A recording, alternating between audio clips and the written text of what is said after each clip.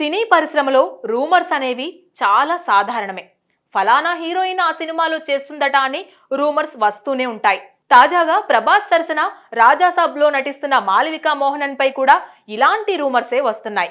Malavika Mohanan megastar Chiranjeevi సినిమాలో నటించబోతున్నట్లు వార్తలు వచ్చాయి. తాజాగా మాళవికా మోహనన్ దీనిపై స్పందిస్తూ ఒక ట్వీట్ చేసింది.